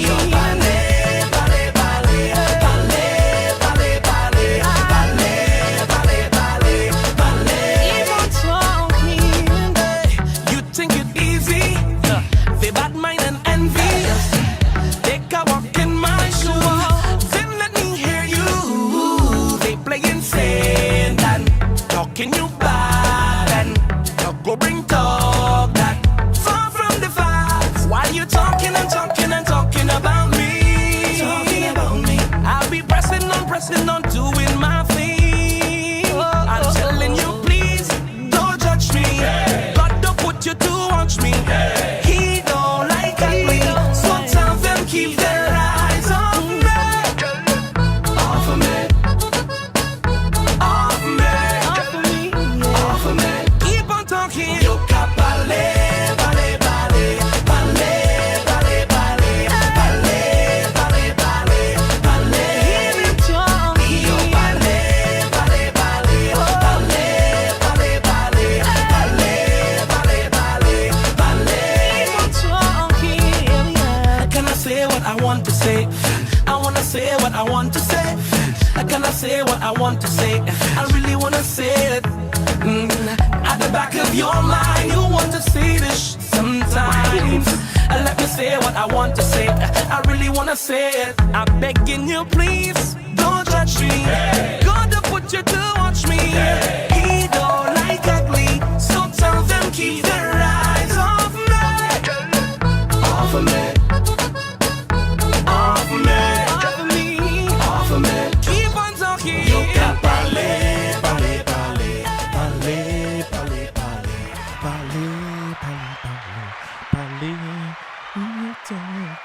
Direct request from Zachary, right? The man said that his favorite talking song. So the name of this podcast is Preparation. Actually, boy, whole week about preparation. If only I was prepared from time to time, life will go better, you know. But this is by Janelle Frontin and a husband. I mean, I'm so sorry to say it like that, but for some reason I don't know this brother name at all. I know this man from around from ever since, and like I don't know the man name at all. But Janelle Frontin, the name of the podcast is Reality Needs Checking. So check it out there on episode 1, and it's just basically a husband and wife talking. And what makes them interesting is Janelle Frontin herself. I know he's a music producer, if I'm not mistaken, a songwriter. Also, I know him as a creative guy. I never really hear him talk before. Now he's a quiet kind of fellow from around the way, and she is a author, several things. She always doing something. I believe she went and did her, or is in pursuit of a PhD now. If I'm right, they're living in New Zealand, and she pursuing her PhD. So it's people who are interesting to me. Like, they have a very interesting life. She documents a lot as a writer about how she met her husband, the journey she's been on, her son, her pursuits, and so on. And I like people like that in general. So I think it is welcome and is interesting for me when people like that start podcasts who open up more about their lives. So even as I talked about success earlier in this episode and how many different shapes and forms and colors it could take, learning from people like that or seeing stories like those, I feel like we need to do more of it wherever those successes lie, because we're going to MBAs, we're going to do MBAs, we're going to do creative degrees, we're going to do all these different things, and we're going to learn. One of my biggest difficulties was English literature. I couldn't understand all them sort of wherefore and herefore and truthfort with Shakespeare and them. I couldn't understand it, and as a dance, I don't know what them people say. You know what I mean? Why not take me through some of the metaphors and the things where we had great calypsonians, great playwrights, what they would have done? I saw something talking about Janelle and they on this podcast, and salute to them for launching it. The first episode spoke about, do you have to be self-aware to know yourself? To tell you the truth, me ain't know the answer to that, and me ain't know what neither of them thing mean, because me ain't know what it means to know yourself, and me ain't know what it means to be self-aware. But I will listen to them. I will listen to them. I want to hear what they're doing. I want to salute as well to Che Lovelace, as we're talking about this and success coming from so many different areas. Just in the way that they open up about their journey, and I feel like these are the types of things that we need to learn in. So when you're doing literary degrees, why we can't learn from people like them or Celeste Muhammad or people who would have written and done things here, rather than just going to books from people who, or like Samuel Selvon. I remember doing a Samuel Selvon play in Fatima back in the day, and it's the first time I know you could actually write like how you talk. I'm sure if I write a book just how I talk on this podcast, little British children will be confused and they will call them dunce too. Why we had to read and write how these people talk, which part they come from. The first time I went to England, I can't understand what nobody's saying and them talking English. I was so confused when I walked the streets of London. I say, where's here? Everybody's singing like if they're from one of these Netflix series. But I saw Che Lovelace. I'll read from his Instagram post here. He says it is with real Trinidadian pride that I share this project, which has been in the works for a couple of years. This collaboration with the Italian/French vintage rum firm La Maison Vellier will feature 21 of my paintings on bottles and packaging for those rare Trinidadian rums recently launched in Europe.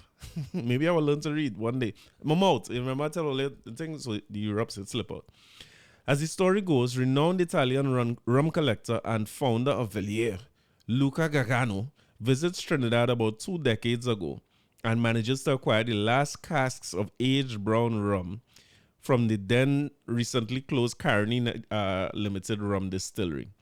The very last of these casks, numbering 21 in total, are now being bottled and released in limited editions worldwide by a company known for finding rare rums that go on to gain cult status globally. This special collaboration will feature 21 of my paintings, one of each of the casks to be released. 5 so far have been put out. For me, this is a testament of our potential. At our best, this small place can reach every corner of the globe with a bit of beauty and magic to share. Let's keep working. One day this territory will learn to read too. But this is what I mean. The first time I heard the name Che Lovelace, to me it was a surfer. I wrong about this? As a little child, I remember people talking on the news about Che Lovelace being one of the greatest surfers and making waves internationally, no pun intended. Me don't know the man is painting, you know what I mean? I don't know. Well, I know a little bit from his Instagram page that he paints, right? But the point I'm making is that our education system seems to still want to remain in the colony and only follow not that the education of the colonizers is a bad thing. Maybe it's good that we learn about these things. I don't want to get into changing all these street names and removing all these people's statue again. But all right, well, put alongside the colonizers, put our people too now. Tell the story of the colonized as well, whether it's Janelle and her husband could talk about their journey and how much things they've accomplished. Or I was talking last week about Hoppy putting on a forum for musicians to come in and talk about, Martin Raymond, Carl Beaver Henderson coming to tell their stories. We need more Caribbean stories, more success stories from here, so that look at Zachary as an example. He needs to have more people from here he could look up to and identify with when he's looking to find his way in life or to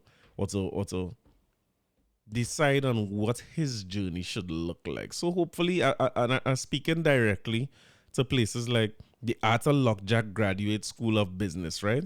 Because that's the kind of places where we could do the research. And I'm willing to volunteer. Did I just say that out loud? I'm willing to contribute for pay. To come together and help document some of these things so that we could have a better archive of it and the thesis. So when people doing PhD, Janelle go on there to do her PhD in New Zealand. When a man doing a PhD or what is called DBA from Lockjack, the thesis or the work that was done, or salute to Dr. Teresa Charles, you know what I mean? The work that could be done in these PhD or DBA programs could help unearth some of these stories that we need to hear about locally. But again, songs about talk, right? Yes, it's 10,000 Blue Devil coming down. Can't play with mass and to get dirty, boy. None shall escape. We go bend it down blue. Like a jam molasses. Turn the whole world upside down.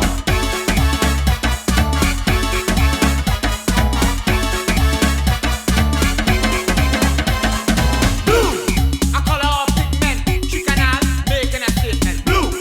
A color of pigment, she can have making true day. A brand new day. The cup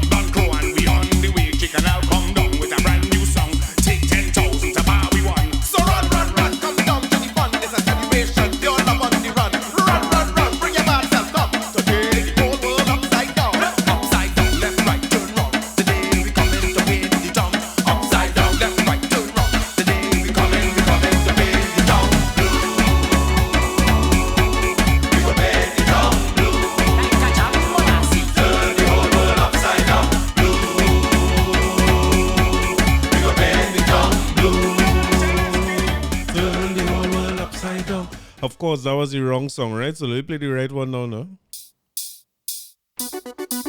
Yeah. Revelation.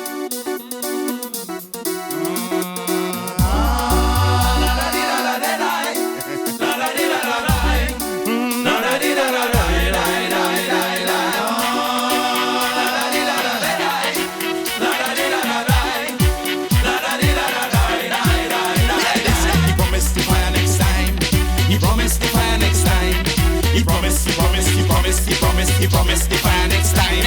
And who ain't dead, the badly wounded. Who ain't dead, badly wounded. Who ain't dead, the badly wounded. Who ain't dead, badly wounded. Talk the talk, you mocking pretender. I check your lyrics and I come for test you. Far too long, you're fooling the children. Filling the head with brainwash education. Doomsday reach, boy, plan the retreat. Cause the children coming to take back the street. The power of the word in the conscious styling. Paving the way for a brand new morning. I say the power of the word in the rap so styling. Rocking the roots of the vampire system. Talk it talk, you mock pretender. Talk it talk, you bloody deceiver. Talk it talk, you serpent master. Talk it talk, you friggin' oppressor. La da di da da da da. La da di da da da. La da di da da da da da da. La da di da da da da. La da di da da da. La da di da da da da. Stuttering talk is a stumbling walk, so you better make sure that you walk in your talk. Stuttering talk is a stumbling walk, so you better make sure you walk in your talk. Talk your talk, you mocking pretender. I take your lyrics and I'll come to test you. Far too long, you're running the session, you're feeding your ego, creating impression. Judgment come, we dropping the bomb, boy. Run, you run, now it's Armageddon. The power of the word in the conscious styling. Paving the way for a brand new morning. The power of the word in the rap so styling. Rocking the roots of the vampire system. Talk your talk, you mocking pretender. Talk your talk, you bloody deceiver. Talk your talk, you serpent master. Talk your talk, you friggin' oppressor.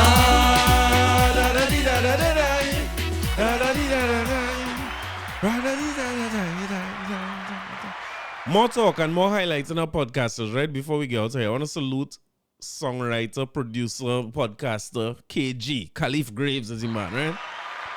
And coming out of the Musicon podcast conference last week, from we talking about with Hoppy and there. On the final days, and of course written by Michael Mondesi in the Express, one of the final days of the conference, so KG, popular interviewer, blogger, vlogger, YouTuber, podcaster, in the Trinidad space, held a forum and interviewed some of the proponents of Trinidad, right? So as they say, Trinidad music has had a positive impact on the lives of many disenfranchised young people in TNT. Says one of the genre's founders, Richard DJ Pun Romano, right? DJ Pun is one of the men who is one of the biggest shouters, one of the loudest voices in Trinidad, in the Trinidad movement. Romano is credited with coming up with the term Trinidad. Of course, I know that term Trinidad from Jerome Brahma, right? And Jerome Brahma credits Seth Gaines with that, but the genre or the brand Trinidad has been around for many, many, many years. What they take it and make it into is a different story. But of course, that battle is being fought or continues to be fought, where DJ Pun says he is the one who came up with the term Trinidad. The music entrepreneur speaking on Tuesday at the Trinidad Exploring Trinidad's newest musical genre panel discussed at the ongoing Caribbean Musicon Conference in Movietown. He warned against limiting the music to violence and the violence witnessed in the nation's streets. The panel included Rian Elburn, a songwriter, celebrity bodyguard Johnny Bravo, who is a big part of the Trinidad movement, and of course KG would have hosted the panel, Jazzy Blaze, and Richard DJ Pun Romano. Like many other things, you wouldn't please everybody. That's how the world is. Which story sells most? Which rumor spread the quickest? Trinidad is not the streets. All them murders you hear and that is not Trinidad. Trinidad is a genre of music like dancehall, like soca. It's our dancehall. But somehow every little negative thing that happened in the hood, we'll try to blame it on Trinidad and say Trinidad this and Trinidad that. A fiery Romano said in response to a resounding applause from a cinema full of music insiders and fans. I'm sure Trinidad fans, right? Romano asserted that Trinidad acts and stakeholders are doing our part to show the good of the music. His words were affirmed by the nodding heads of fellow panelists, uh, Jazzy Blaze, Jazelle Christopher, artist manager Delicia Patterson, and celebrity bodyguard Johnny Bravo. It creates an avenue for plenty artists who wasn't getting an avenue. That is the first thing they're not seeing. Plenty youths who trying to do music could have still be trying to do other things where their peers doing that mightn't be good. But they're still trying to make a way for themselves through the music. I wish everybody would pull together and try to nurture and help the youths. I wish everybody would pull together and try to help the youths too. Sometimes it's not about helping the youths alone, but the household. If the head of the household is not financially stable, it will affect the children and they will go astray. So we can't just blame Trinidad youths, but see the solutions to really get the thing where it should be. Asked by the moderator KJ about the future of the polarizing genre, he said, "I have a real hope, bro. I now come from Belize and I driving around and his eyes like Santa Claus." Yeah, you can see why. You see, the bad stigma Trinidad have in Trinidad doesn't have that out there. Every single weekend I outside, and everywhere we go is real love. We have to keep doing our part to show the good, because they can't talk this bad forever. All right, this is done carried already, and it's hard to read that, right? I'll say this. That I will always defend the freedom of speech and youths going out there. I think wiser and older and more experienced voices had to continue to talk to them, because I believe that with age has come reason. And as some of these youths get older, if some of them are allowed to get older, because we're seeing more and more of them who are not allowed to pass a certain point in life, right, or pass a certain age. As they get older, they're going to change their tone, and as they make children and they're going to adjust their music, it will happen naturally. You see it with many, many artists. I see Buju as an example come out singing a hardcore dancehall music and then switch over to more conscious music. You see it after a certain age. That's about it for that kind of energy, right? I think the issue is always with music is always the misled youth. The youths who the household is an issue. And as one of the but there's a young lady who did a spoken word at Zachary graduation, and she was talking about parents failing, right? And I think she hit the nail on the head. The society can't catch back if parents continue to fail, right? If parents don't rein in the trend and take control of them and bend the stem while it's still supple, then we have a problem, right? And those youths who reach the point of comfortably going on Christmas list videos with guns in their hands and so on, there's no doubt that they're being heavily influenced by the music, because the other influences in their lives not strong enough. My influences, my life was strong, so I could listen to all the gangster music and them thing and never want to do anything like that. Same thing Pun saying about Belize. They're not related to this. When them hear Belmont, when I used to listen to music and I hear Big Up Southside, Jungle, TG, Rima, it don't mean much to me. It just sound like cool words to say and cool places to visit. When I go to Jamaica, of course, I find out something different about TG and Southside and Rima and Jungle and these places. You know what I mean? If you go for real, you might have a different experience than Christmas list. So I applaud Hoppy and them for putting the Trinidad youths in a forum like this and allowing them to be highlighted, because there's a movement that's not going to stop and so on. But I appreciate them being in a space with older artists, or more, I don't want to say older, but more mature artists who could talk to them and share these spaces. Like one of the things I always felt good about was seeing Young Brother and Destra meet up in the airport when I saw that on Instagram. And I think part of what needs to be done here is these youths need to meet more Marshalls and David Rudders, and they need to be around other artists so that they're not feeling ostracized and outside of the society and have to continue to rebel. We had to get them to be embraced rather than feeling like rebels, because if they're feeling like rebels, they will continue to act like rebels. And the more they continue to act like rebels in the music, they're going to continue to influence the marginal youth. Like I have a little sister know every Trinidad song. She never ounce of badness, isn't she?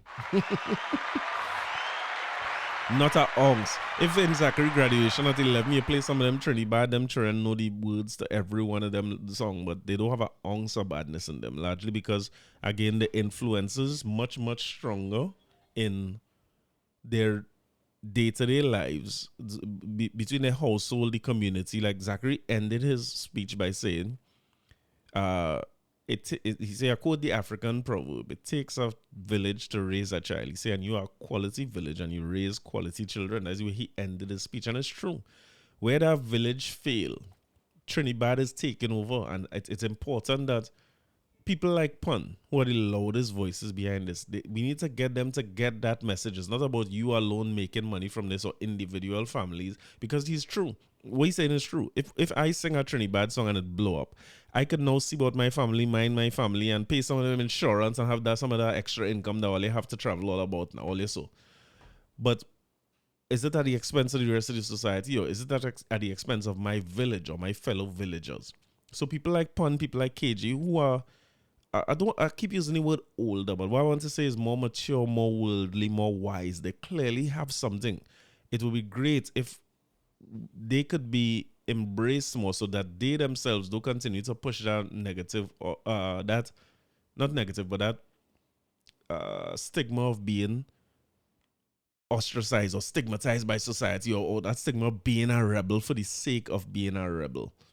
And get them to change their language, get them to change what they're telling the youths, that only this could be a hit, or get them to promote more of these songs that are uplifting, or sending direct messages to marginalized youths, to let them know that they have other ways. I want them to continue more of that.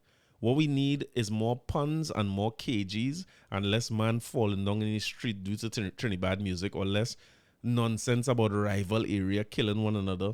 Or they could do the Beanie Man and Bounty Killer thing, where or they clash one another and pretend to be enemies for long enough, where you could make a career for yourself. It's like Muhammad Ali. One time Muhammad Ali was basically coming out right and saying that he used to set up the fights where a boxer could get 3 fights. So he win one, then he lose one, then the big finale in the end, so that a boxer who was less popular or less fortunate than him, or didn't have the kind of exposure or money that he had, he kind of bring him to, hey, you get 3 paydays here where you could set up your life. And so in other words, he not just doing it for himself, but he doing it for the village. So it would be great if we could get to the point where we could change the twang of people like KG and Pun in particular, right? Where we could get them to not just do it for themselves, but do it for the whole village. But again, I here to play talking song, right? And let me see if we can get them to change like this. Suppose every woman could have afforded to sit down and learn how to talk backward. Suppose every woman could have afforded to sit down and learn how to talk backward. Instead of saying, oh me, backward is me, oh. Instead of saying, oh there, backward is there, oh. And when they talk so we poor men won't understand. So all the women go have advantage on man. And if a woman want to leave she man, she go talk it, he can't understand. She won't say, Mary and I will leave the man. She'll just say, man, the leave will I marry and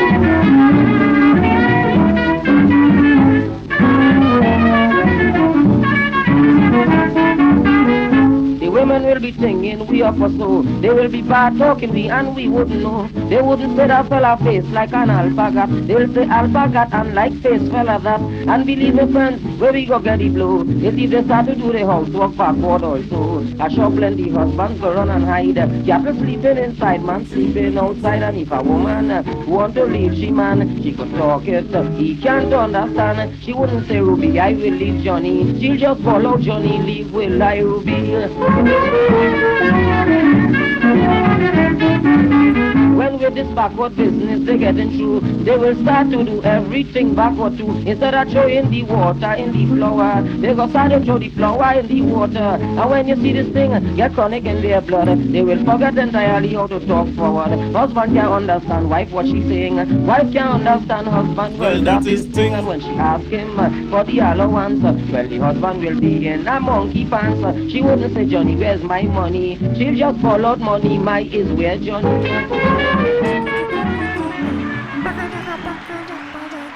Voice of the great spoiler, right? You know, we don't ever play enough spoiler in this podcast. But I'll leave it all there. I'll leave it all as we talk about talk.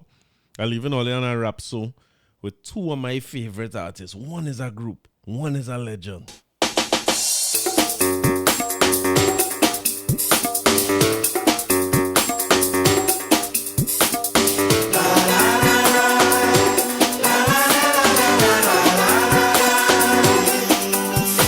Erla.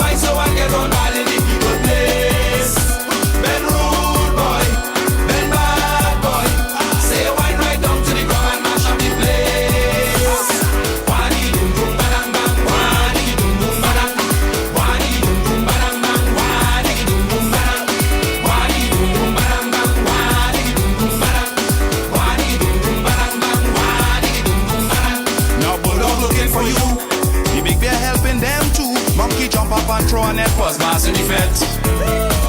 Things not like they was before. This wrongs is a rhythm war. In the party is who could wine, go to win this time, so your best hat wine. Ben lion, Ben bad man. Why you wine so I get on all in the people place? Ben rude boy, Ben bad boy. Say you wine right down to the ground and mash up the place. Wadi dum dum badam ba, wadi dum dum badam, wadi dum dum badam ba, wadi dum dum badam. Well, you enjoy the weekend or go in. Have a good week. Have a productive week. Everything all you want out of this week, I hope you get it. And for those who waiting on SCA results, keep calm. We go have a little overnight party. Let them try and do what they do. And we go enjoy it. We go enjoy the results regardless of how they come. And I'll see you all in next week.